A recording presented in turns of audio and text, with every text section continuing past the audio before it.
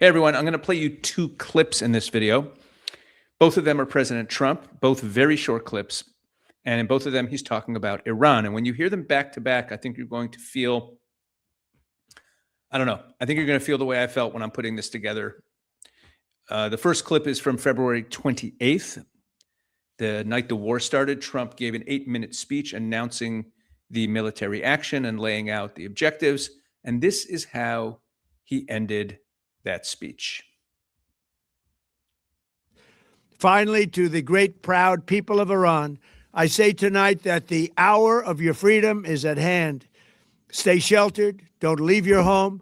It's very dangerous outside. Bombs will be dropping everywhere. When we are finished, take over your government. It will be yours to take. This will be probably your only chance for generations. For many years, you have asked for America's help, but you never got it. No president was willing to do what I am willing to do tonight. Now you have a president who is giving you what you want. So let's see how you respond. America is backing you with overwhelming strength and devastating force. Now is the time to seize control of your destiny and to unleash the prosperous and glorious future that is close within your reach. This is the moment for action. Do not let it pass. May God bless the brave men and women of America's armed forces. May God bless the United States of America. May God bless you all. There you go. That's President Trump on February 28th. The hour of your freedom is at hand. It will be yours to take. Now, here's the second clip. This is a clip from of Trump at the G7 summit, and it's from yesterday. A reporter asked him if he will continue with the deal if the Iranian regime continues to murder its own people. Take a look. If the Iranian regime continues to kill their own people, will you still move ahead with this deal? If there's just what with the people? If they continue to kill their own people, the Iranian... Well, we talk to them about it, and we see. I will say the majority of that took place during the first and second regimes, much more so than now. It was much more severe, but it's a terrible thing. Yeah, do you have? There you go. The first and second regimes. He's implying that, or he's stating, and he said this before, that the current people they're dealing with is actually a regime change. It's actually different people. But think about the juxtaposition of those two clips. 4 months ago, Trump tells the Iranian people, your hour of freedom is at hand. You'll be able to take over your government. Stay inside now. We're going to start bombing. We're going to create the conditions for you to come back out into the street. This is your one big chance. I'm giving you what you want.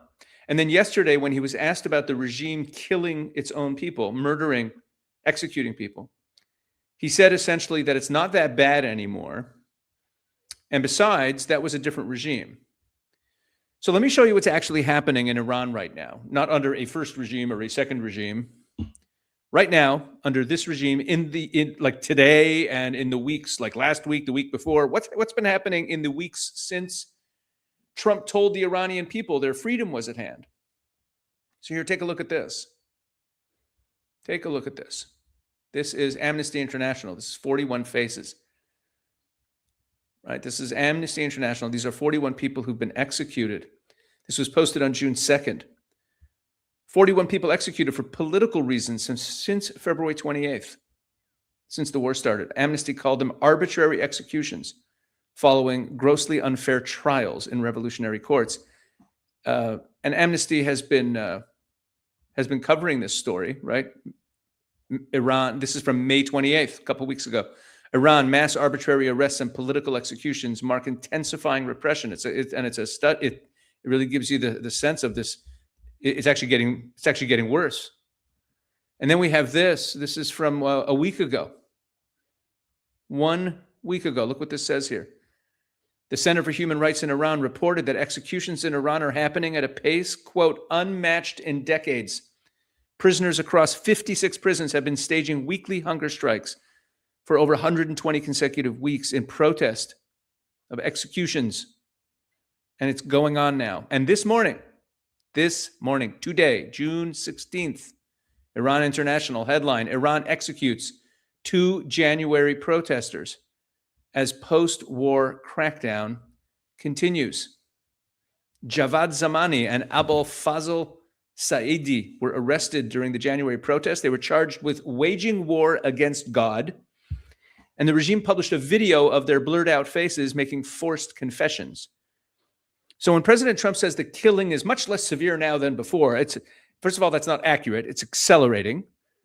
The regime is using the cover of this whole negotiation and ceasefire and the fact that everyone's eyes are elsewhere, Strait of Hormuz. They're using it all as cover to execute people faster than at any point in recent memory. But here's where it gets even more important, because the factual problem, saying that it's not as bad now as it was before, that's one problem with what Trump said. But there's a deeper problem with what Trump said that's even bigger. This is not a different regime. This is not a third regime. When Trump says the first and second regimes, he's implying that the people running Iran today, right now, the people he's negotiating with, are a different government. It's a different group, that there's been regime change. He has said that in the last few weeks, that the guys who did the worst killing are gone, and these are new people. But here's the problem. They're not new people. I've been explaining this for months now about who the Americans are actually talking to in these negotiations. Let me bring this back because it's critical. The main person that the U.S. has been in negotiations with, the person Trump himself described as someone whose words actually mean something, someone who can make things happen, is Mohammad Bagher Ghalibaf. Okay? This guy. Mohammad Bagher, you've seen his face. Okay? Mohammad Bagher, he is the guy they're negotiating with. The Speaker of the Iranian Parliament. Okay, that is right at the top of the Iranian regime. I've done full videos on Ghalibaf on this channel months ago. So some of you guys who've been with me a while may have seen them. You can find them in the library here on the channel. But let me give you the short version, because you need to understand this right now, because we're in the middle of this right now. And this is the guy that Trump is empowering. It's like in his Venezuela model, this is the guy. One of two, him and Erick, the foreign minister. But Ghalibaf's he was the Speaker of the House. Now, he's not a new face of a new regime. He actually is the Islamic Revolutionary Guard Corps. Okay, he's right at the top of it. He is the regime. Here's how he got to where he is. He has openly bragged about how, as a young officer in the IRGC, he would ride around on a motorcycle during protests with a club in his hand, beating demonstrators in the streets. He didn't deny it. He's proud of that. In 1999, when there were mass student protests against the regime, Ghalibaf was already in a senior IRGC role, and he told the supreme leader, Khamenei at the time, that if he didn't crush the protests brutally, if he didn't open fire on students, he said that he would stage a military coup and take Khamenei down. And the regime fired on the students. He then moved up the ladder. He became police chief of Tehran. More protesters were shot and killed. In 2009, during the Green Movement protests, the big pro-democracy uprising, at that point, he was mayor of Tehran. And again, he was responsible for the brutal local police suppression of protests. People were killed. And in January of this year, the massacre of protests that was going on in January, when the regime called it a coup and a riot, right? All the tens of thousands of people who were murdered in January by the regime, January 8th, January 9th, that week. He was part of the leadership that authorized that mass killing. The Iranian people, here's the key. The Iranian people know who he is. You can't tell them there's been regime change, that they have different people in charge. The Iranian people know that this is one of the most powerful people in the country, has been for a long time. To them, he's the butcher. He's the face of the brutality of the regime. When Iranian citizens picture the person who has been sending people to their deaths in the streets for 25 years, they picture this guy. So when President Trump implies that the worst killing happened under a previous regime and that now we're dealing with different, newer, more reasonable people, he is describing an alternate reality that is not correct. It is untrue. Ghalibaf did not come from outside the system. He built the system. He is the system of repression. He rose to power by killing protesters. Every step up the ladder for him in his career came from demonstrating that he was the most brutal in crushing dissent. Now, look, I want to be careful here. We don't know. I've said this before. Trump is deliberately unpredictable. He doesn't telegraph his moves. It's possible, and I hope this is the case, that what he's saying publicly is not what he actually believes or intends. You know, maybe Trump saying the killing is less severe now might be part of giving Iran an off-ramp and giving them some ability to save face and come to the table. Maybe that's possible.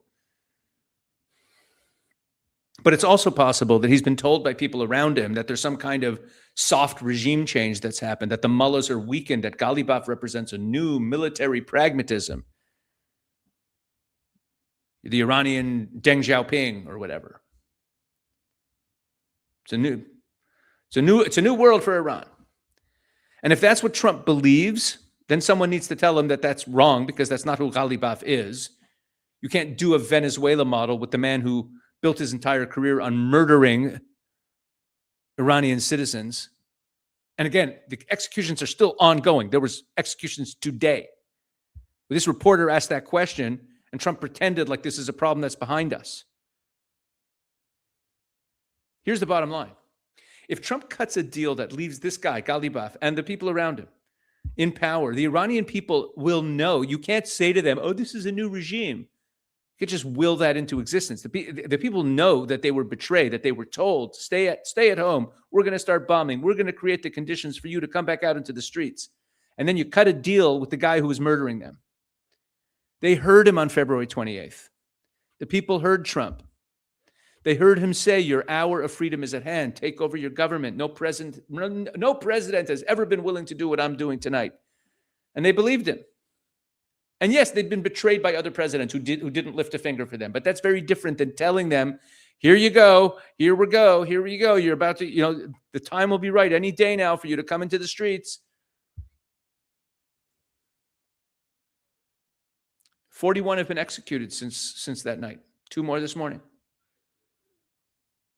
And the ones who are still alive, who are in prison, the thousands of them, some of them on hunger strikes, some of them just waiting to be the next one executed, they know exactly who Ghalibaf is. He's not a new regime.